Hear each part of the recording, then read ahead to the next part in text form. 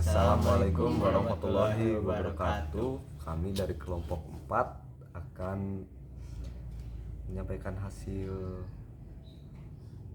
kelompok kami tentang masa pemerintahan kolonial Belanda pada masa pemerintahan Johannes van den Bos dan Perang Banjar. Yang pertama yang akan saya sampaikan yaitu masa pemerintahan kolonial Belanda pada masa Johannes van den Bos. Pada masa ini terbentuk yang namanya sistem tanam paksa yang dilatar belakangi oleh kekosongan keuangan Belanda yang disebabkan oleh perang kemerdekaan dari Belgia dan perang Diponegoro. Aturan dari sistem tanam paksa itu sendiri yaitu setiap penduduk wajib menyerahkan 1/5 dari lahan yang ditanami wajib yang berkualitas ekspor. Tanah yang disediakan untuk tanah wajib dibebaskan dari pajak tanah. Hasil panen tanaman wajib harus diserahkan kepada pemerintah kolonial. Tenaga dan waktu yang diperlukan untuk menggarap tanaman wajib tidak boleh melebihi tenaga dan waktu yang diperlukan untuk menanam padi. Mereka yang tidak memiliki tanah wajib bekerja selama 66 hari atau 1/5 tahun di perkebunan pemerintahan. Pelaksanaan tanam paksa. Jatah tanah untuk tanaman ekspor melebihi 1/5 tanah garapan, apalagi tanahnya subur. Rakyat lebih banyak mencurahkan perhatian, tenaga, dan waktunya untuk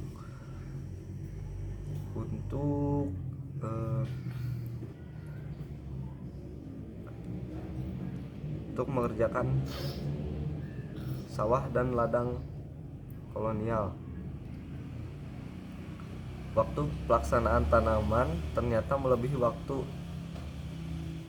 tanam padi, sebab tanaman-tanaman perkebunan memerlukan perawatan yang terus-menerus. Setiap kelebihan hasil dari panen, jumlah pajak yang harus dibayarkan kembali kepada rakyat ternyata tidak dikembalikan kepada rakyat. Akibat tanam paksa bagi Belanda. Bagi Belanda, tanam paksa membawa keuntungan yang melimpah, diantaranya kas Belanda menjadi bertambah.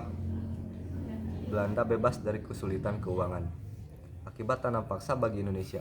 Akibat adanya penyimpangan pelaksanaan tanam paksa, maka membawa akibat yang memberatkan rakyat Indonesia, yaitu banyak tanah yang terbengkalai sehingga panen gagal. Rakyat makin menderita, wabah penyakit merajalela, bahaya kelaparan yang melanda. Di Cirebon memaksa rakyat mengungsi ke daerah lain untuk menyelamatkan diri. Ada pula penentangan sistem tanam paksa ini oleh golongan para pendeta. Golongan ini menentang atas dasar kemanusiaan. Adapun tokoh yang mempelopori penentangan ini adalah Baron van Hove. Dari golongan liberal yaitu ada golongan pengusaha dan pedagang. Di antaranya ada Douwe Dekker. Penghapusan pelaksanaan tanam paksa secara bertahap. Berkat adanya kecaman dari berbagai pihak, akhirnya pemerintah Belanda menghapus tanam paksa secara bertahap. Yaitu pada tahun 1860, tanam paksa lada dihapus. Pada tahun 1865, tanam paksa nila dan teh dihapus juga. Dan juga pada tahun 1870, semua tanam paksa dihapuskan. Untuk selanjutnya tentang Perang Banjar akan disampaikan oleh Andika.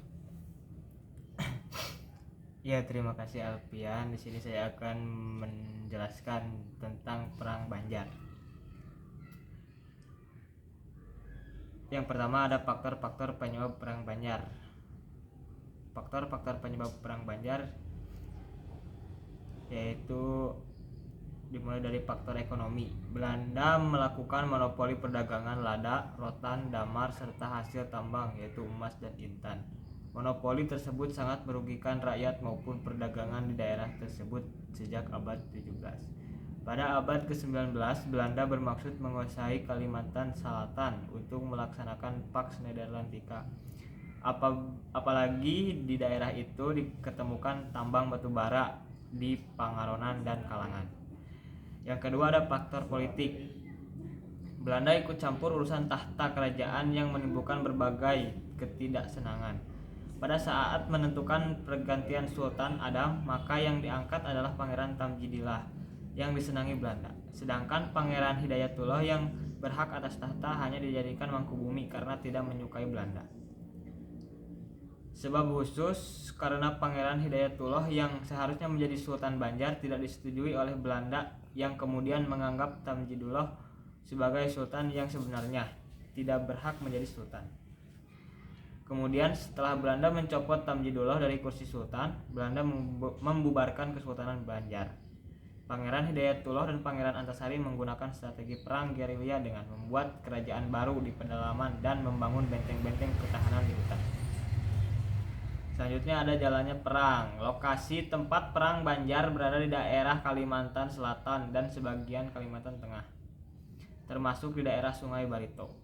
Perang pertama terjadi pada tanggal 18 April 1859 dengan menyerang pos Belanda di Martapura dan Pangaron. Kiai Demang Lehman, Haji Nasrun, Haji Bu Yasin, dan Kiai Langlang menyerang Tabanio dan berhasil merebut benteng Tabanio. Perang terus berkobar. Tumenggung Surapati dengan pasukannya berhasil menenggelamkan kapal Onrus milik Belanda di Sungai Barito dengan tipu muslihat pura-pura mau bekerja sama. Sementara Pangeran Hidayat juga terus berjuang menentang Belanda. Campur tangan Belanda di keraton makin besar dan kedudukan Pangeran Hidayatullah makin terdesak, maka ia melakukan perlawanan terhadap Belanda bersama Pangeran Antasari, sepupunya. Siapakah para pengikut perjuangan tersebut? Tidak kurang dari 3.000 orang bersedia membantu, termasuk tokoh-tokoh agama seperti Kiai Demang Lehman, Haji Langlang, Haji Nasrun, dan Haji Bu Yasi. Pasukan Antasari berusaha menyerang pos-pos Belanda di Martapura dan Pangaron. Sebaliknya, pada pertempuran tanggal 27 September 1859, Belanda dapat menduduki benteng pasukan Pangeran Antasari di Gunung Lawak. Pemimpin Perang Banjar tidak mengandalkan satu pimpinan dari satu kalangan. Karenanya pemimpin silih berganti. Ada dari bangsawan, ulama, dan rakyat biasa, seperti Tumenggung Jalil, Penghulu Rasid, Panglima Batur, Gusti Mat Seman, dan sebagainya. Setelah lama berjuang, Pangeran Antasari jatuh sakit dan meninggal pada 31 Oktober 1862. Perang dilanjutkan oleh anaknya Gusti Mat Seman dengan pusat Hulu Barito. Dengan semangat tuaja sampai ke puting rakyat Banjar terus berjuang. Akhir dari perang. Pangeran Hidayatullah dan Pangeran Antasari menggunakan strategi perang gerilya dengan membuat kerajaan baru di pedalaman dan membangun benteng-benteng pertahanan di hutan-hutan. Penghancuran seluruh kekuatan Belanda di kalangan Banyu Irang dan Bangkal. Penyerangan dipimpin oleh Pangeran Ardi Kusuma. Penggempuran dan pengapungan benteng Belanda di Pangaron. Pengampuran dipimpin Pangeran Antasari. Pembakal Ali Akbar, Mantri Taming. Penyerangan di Tabanio di daerah Pelihari, Tanah Laut. Penyerangan di bawah pimpinan Demang Lehman, Kiai Langlang, dan Haji Bu Yasin. Adapun tokoh-tokoh dari Perang Banjar. Pertama, Pangeran Hidayatullah, terus Pangeran Antasari, Aling, Tumenggung Antaludin, Tumenggung Surapati, Demang Lehman, Panglima Bukhari, Tumenggung Jalil, Panembahan Muhammad Said, Panglima Batur, Panglima Wangkang, Penghulu Muda, Penghulu Rasid, Penghulu Suhasin, Tagab Obang, dan Muhammad Seman. Mungkin hanya itu yang dapat kelompok kami sampaikan. Kurang lebihnya mohon maaf. Semoga bisa bermanfaat bagi yang melihat. Terima kasih. Wassalamualaikum warahmatullahi wabarakatuh.